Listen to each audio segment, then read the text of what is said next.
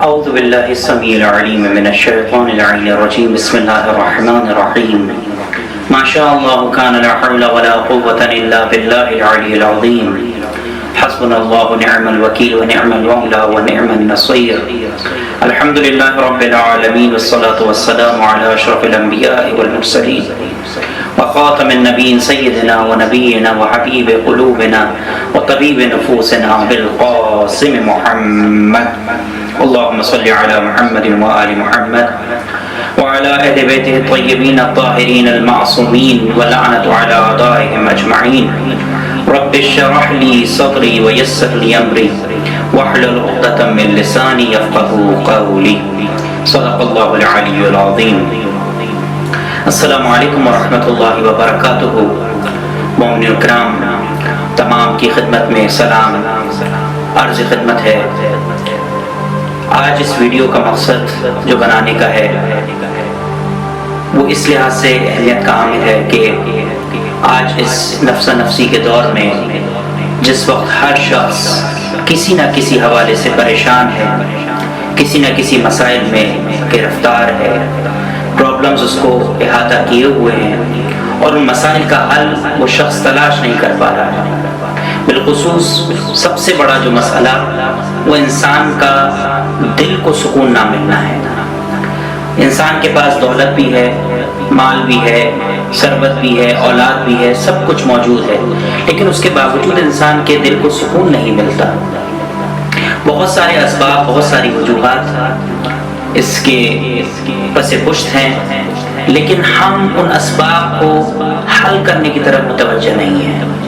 اس کی سب سے بڑی وجہ ہمارا خود اپنی زندگی کے ساتھ سنسیئر نہ ہونا ہے.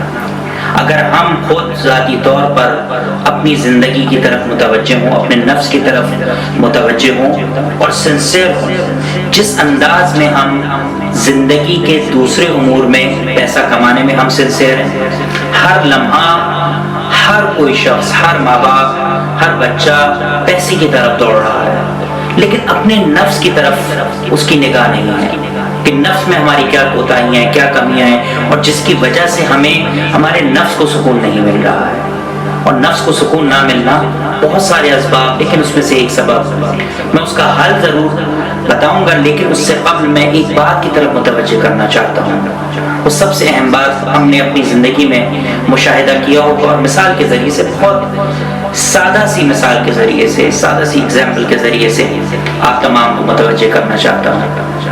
میرے بہت ہی پیارے محترم مومن و مومنات، وہ یہ کہ جب آپ میں سے کسی کا بچہ یا خود ہم بچپن سے لے کر اس عمر تک پہنچے ہیں، سب سے پہلے ہماری درسگاہ ہماری ماں کی گود ہوتی ہے، اور اس کے ساتھ ساتھ ہمارے باپ کی شفقت اور اس کا رحم کرنا ہمارے ساتھ، اور اس کو ہمیں سکھانا لمحہ بلمحہ زندگی کی ہر سٹیج میں. یہ ہمارے شامل حال اگر نہ ہو تو ایک بچہ کسی بڑے عہدے پر نہیں پہنچ سکتا یا کسب حلال نہیں کر سکتا. لیکن ہم جب دنیاوی چیزوں میں دیکھتے ہیں کہ جب بچہ 3 یا 4 سال کا ہوتا ہے، اس وقت ماں باپ اسے سلام کرنا سکھاتے ہیں، کسی کا نام لینا سکھاتے ہیں، یا اس کے ساتھ ساتھ خداوند عالم کا نام اللہ کہنا سکھاتے ہیں، اہل بیت علیہ السلام کا نام کہنا سکھاتے ہیں. تو ہمیں یہ نام جب ہم کہنا سکھاتے ہیں تو کیا ایک مرتبہ میں ہمارا بچہ وہ نام کہنا درست طور پر سیکھ جاتا ہے؟ کیا ایک مرتبہ میں ہمارا بچہ اللہ کہنا سیکھ جاتا ہے؟ یا پہلے ہم اس کو آہستہ آہستہ اس کے پہلے 2 حرفوں سے آشنا کرتے ہیں، پھر دوبارہ 2 حرف اور اس کو دے کر آشنا کرتے ہیں؟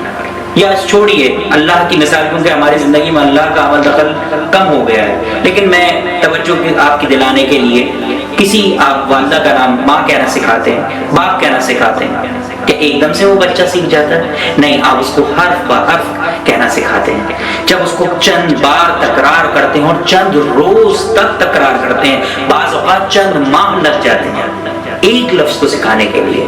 اس میں ہم کتنی جدوجہد کرتے ہیں کہ دن میں اٹھتے ہیں، رات میں آتے ہیں گھر باہر سے کام کر کے، یا دن میں ماں جو ہے وہ بچے کو غذا کی طرح بالکل سکھا رہی ہوتی ہے کہ باپ کہنا سیکھو، ماں کہنا سیکھو، فلاں کا نام لینا سیکھو، بہن کہنا سیکھو، بھائی کہنا سیکھو. تو کیا اس خدا کا اتنا بھی حق نہیں ہے ہم پر جو ہمارا خالق و معبود ہے؟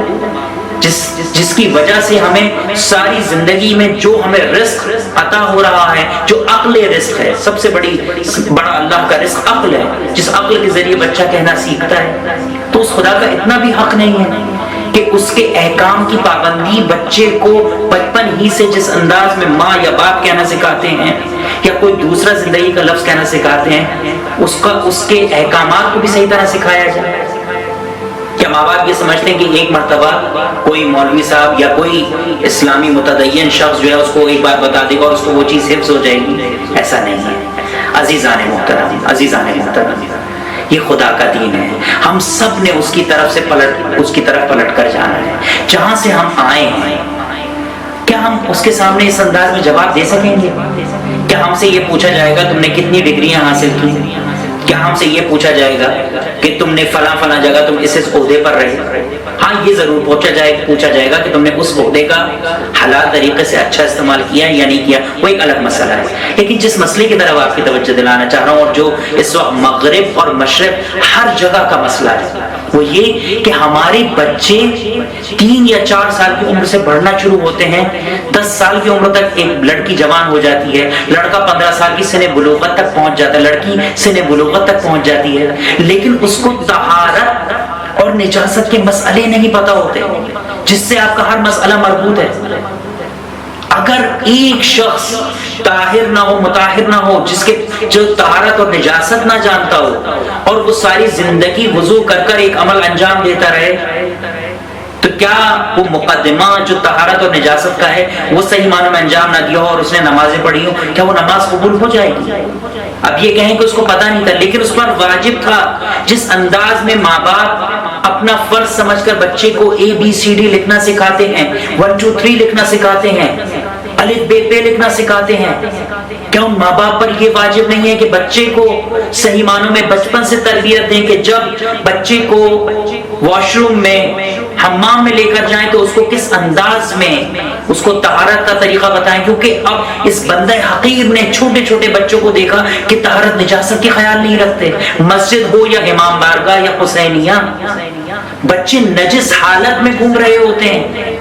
اگر وہ کوئی ایسا ان سے فعل صادر ہوتا ہے کہ جس کے بعد ان کے کپڑے نجس ہو جائیں، ان کے ہاتھ نجس ہوں، وہ آ کر اسی طریقے سے عزاخانے میں، وہ آ کر اسی طریقے سے حسینیہ میں، بارگاہ امام حسین میں، مسجد میں آ کر وہ انہی ہاتھوں سے چیزوں کو مس کرتے ہیں، ماں باپ پوچھتے تک نہیں ہیں۔ کیا ایک بار میں یہ بات کہنے کی یا سمجھنے کی ہے؟